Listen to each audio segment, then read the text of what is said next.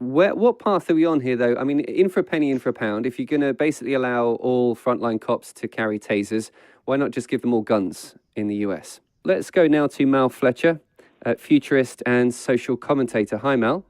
Hello, Andy. So what do you make of this? Well, Andy, I think there are at least two big questions for us to consider in this, maybe three. If violent crime is on the rise, is that rise likely to be temporary? We've got rates of knife crime, for example, rising, as you say, in several regions in the UK at present. They did that a decade ago. At some point in the last decade, those rates declined again, which led some experts to start asking whether those surges are always temporary, and if they are, what is triggering them. And I think we need to be sure that while we're equipping officers to protect themselves, which is important, we also spend at least as much time and money on tracking down and getting ahead of the causes. If arming all officers is our primary response, we're making permanent a situation that might only be temporary. So you're saying that the rise in crime might be to do with poverty or differences in education, but it might not be here in 20 years' time? Well, I'm just reflecting what the stats show in some parts of England and Wales, that a decade ago there was a surge like there is today in knife crime in particular among young people, but then it declined again for a while. And so we're starting to ask, are we equipping officers for a situation that might just be temporary, so they'll permanently carry tasers long after their need? And the other big question for me is, what's the impact on public psychology when we start arming police like this? Back in the 90s, authorities in New York City faced unprecedented crime rates. They commissioned studies and they began to find what became known as broken windows theory, this notion that if the physical environment is seen to be broken down and dilapidated, people start feeling the system has let them down, it's abandoned them. And when that happens, they start acting in more antisocial ways that buck the system. Now, knife crime is a serious problem, but we need to avoid responding in a way that says, look, the system is fundamentally broken and we can't handle the problem without resorting to violence.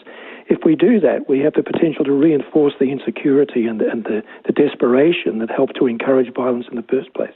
It doesn't seem fair to ask police officers to tackle people carrying large knives and powerful weapons without having some way of countering that. I mean, it's all very well for us to talk about sociology, but if you're someone who's facing, five young men, for instance, carrying machetes, and you're not carrying a taser because there's some kind of social ill associated with that, that doesn't really wash, does it?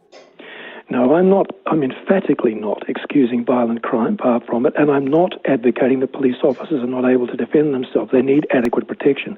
What I'm saying is at the same time we move forward with that, we need to be doing a lot more to understand the symptoms behind the problem.